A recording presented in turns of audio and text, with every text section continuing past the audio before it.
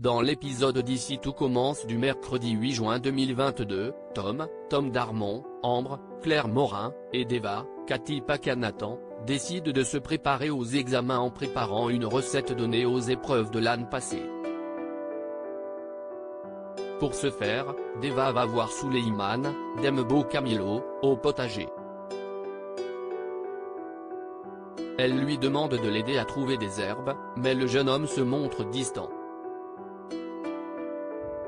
Vexé, Deva le confronte. Depuis son retour, Souleymane fait tout pour l'éviter. Le jeune homme lui explique avoir beaucoup réfléchi pendant son absence. Ils ont besoin de prendre leur distance et ils n'est pas intéressés par une amitié avec elle.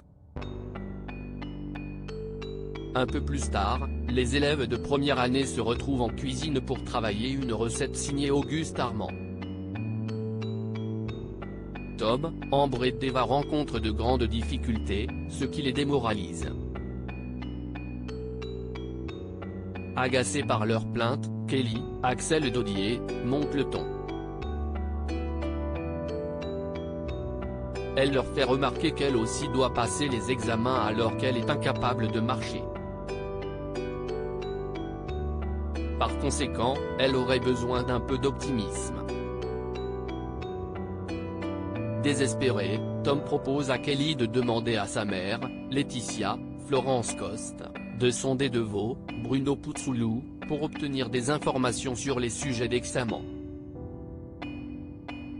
Kelly, qui a déjà failli se faire renvoyer l'année précédente après avoir volé le sujet pour Lionel, Lucien Belvès, refuse catégoriquement de se remettre en danger. Elle supplie Tom d'abandonner cette idée. Sur le conseil d'Anaïs, Julie Sassoust, Salomé, Aurélie Ponce, profite de son cours avec Axel, Thomas Dacosta, pour lui avouer ses sentiments. Si elle a été aussi désagréable avec lui, si est-il qu'elle ressent des choses pour lui depuis le bal, des choses qu'elle a du mal à assumer maintenant qu'Axel est en couple avec Jasmine, Zoé Séverin. Avant que le jeune homme ne puisse répondre, Jasmine arrive au studio et interrompt leur conversation. Pendant le cours, Salomé montre à Axel comment lever les filets de maquereau, mais la proximité avec lui la met mal à l'aise et elle préfère s'éclipser. Pour s'assurer qu'elle va bien, Axel la retrouve un peu plus tard à la bibliothèque. Il lui avoue avoir également ressenti des choses pour elle lors des préparatifs du bal. Mais à présent, il est avec Jasmine et se sent bien avec elle. Compréhensive, Salomé accepte de rester en retrait et est même d'accord pour continuer à lui donner des cours.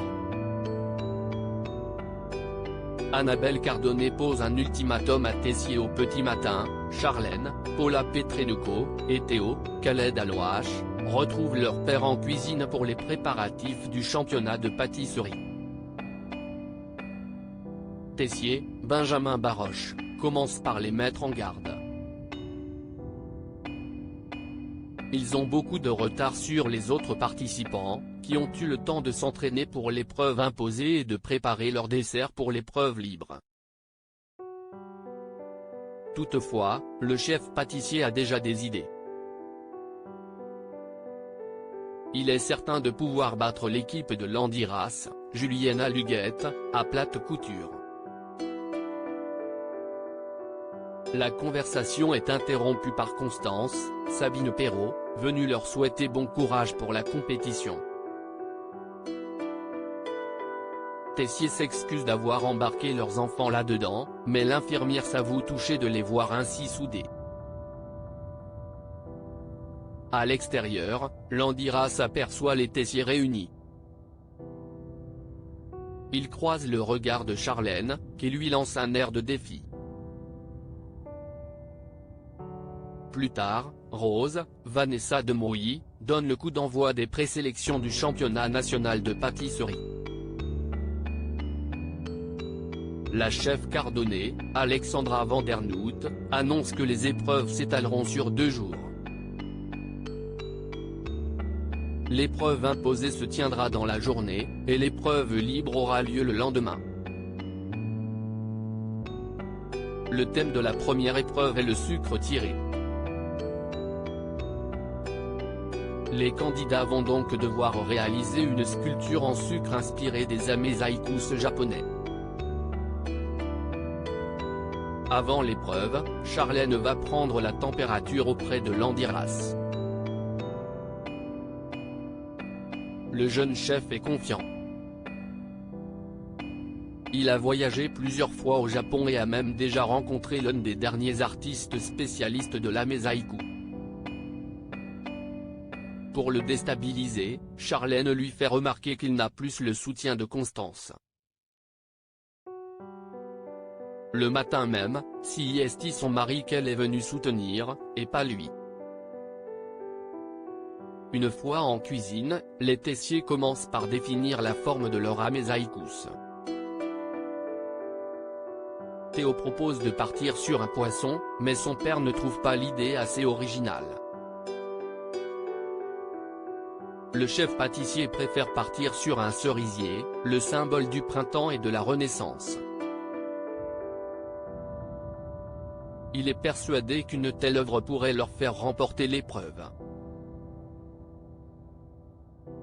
Théo émet des doutes quant à leur capacité à réussir dans le temps imparti, mais Tessier veut prendre des risques. De leur côté, Zachary, Célia, Rebecca Benamour, et Mehdi, Marvin Pellegrino, décident de préparer un amezaïku en forme de ruche d'abeilles, mais le chef Landiras n'est pas concentré. Il laisse Célia et Mehdi faire le gros du travail et fait des erreurs sur les préparations de base. En scène apercevant, Annabelle Cardonnay lui met la pression. S'il échoue, il n'aura jamais sa propre enseigne à Paris.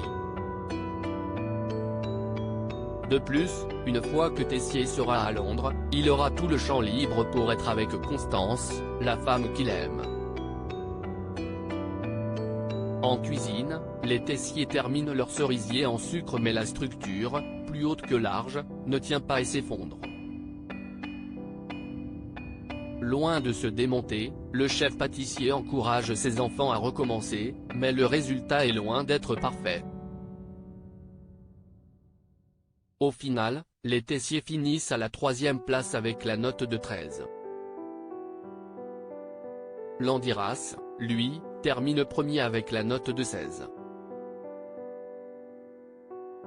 Après l'annonce des résultats, la chef Cardonnay va voir Tessier.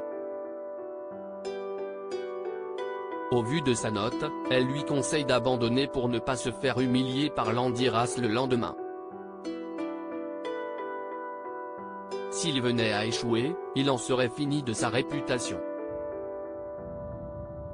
Au pied du mur, Tessier lui demande si sa proposition de poste de directeur d'une école de cuisine londonienne tient toujours. Annabelle lui répond que oui, à une condition, il abandonne le concours le lendemain.